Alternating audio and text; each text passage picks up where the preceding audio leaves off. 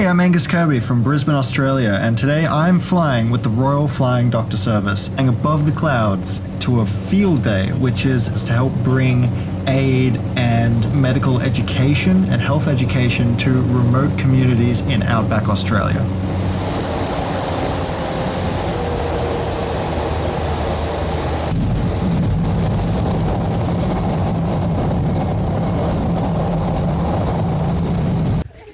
And we've just arrived at the brook. And here we are. So how did you go with your long legs? Yeah, this one's a lot wider. Is it? Yeah. We're at the brook way out west in Queensland, Australia. Yeah. Look at that. It's good, isn't it? I'm here with pilot Ben. How you going? I'm good. Yeah. Hey, everybody. We had a talk before. You fly sometimes at night if there's a call out. We do. So you're talking about you get that call at 1 in the morning sometimes. Yeah, sometimes we call at 1 o'clock in the morning. You never know where we're going to be or go. Often it's the case. And you never know what sort of equipment you're going to have for us to get there too. So how do you if you're flying into a dirt strip without any lights, how do they figure that out? How do you land? It varies. Some places will have battery-powered lighting, which is pretty good. And if that doesn't exist, our next best option is some kind of flares. And often we use dunny bowl flares, toilet paper and in a tin with a bit of diesel thrown in on top and light them up just before we arrive. Works really well. Works better than the battery-powered lights usually too. Flaming toilet paper. Flaming toilet paper. We're about to round everyone up for a CPR session. We've got fake CPR dummies here on this expansive, beautiful cattle property way out. It's gorgeous. It's hot. So let's go inside and check it out. What we're seeing here is the end of a CPR training session that's just been held to keep people fresh in their knowledge of CPR in case of emergency.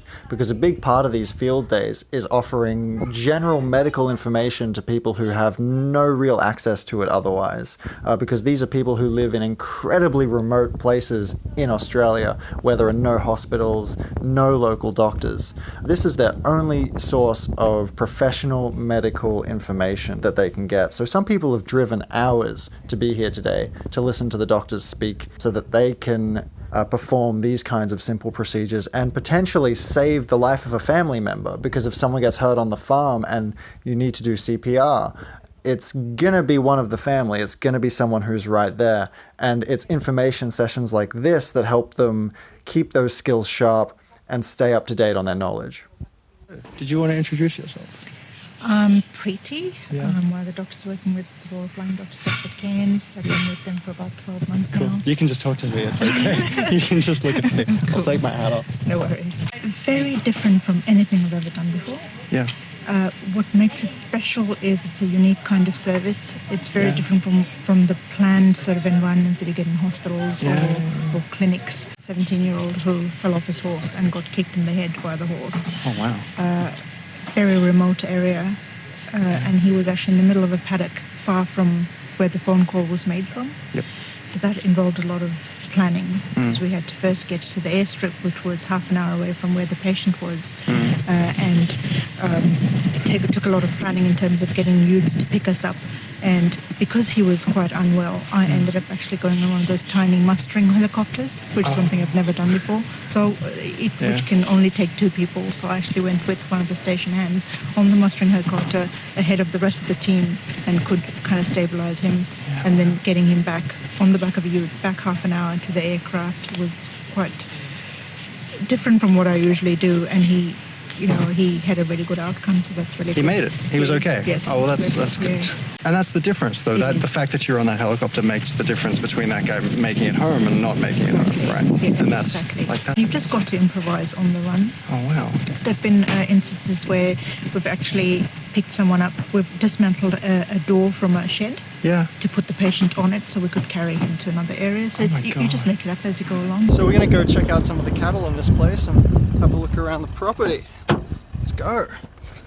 G'day. We go for a lap, mate? Yeah. Righto. Where are we going?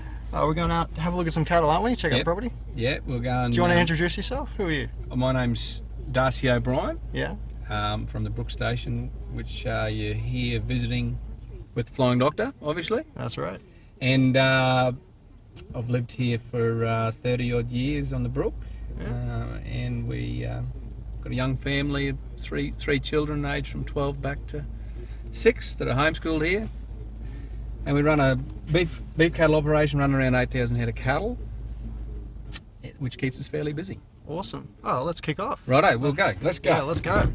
It's people like these cattle farmers who really rely on the services of the Royal Flying Doctor because, again, they're so remote.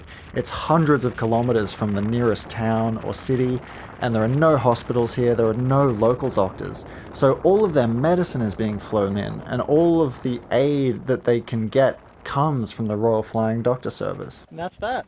We're headed back home. Back to Cairns. Back to Cairns. Everybody on. Oh, yeah. Right, we better do something for Twitter on the way home. Sing songs. Yeah, do an Outback song. Pardon me. Sorry. If there's an emergency, it's the Royal Flying Doctor who they call. And they're the people who can come out 24/7, day and night, and it can make the difference between life and death out here.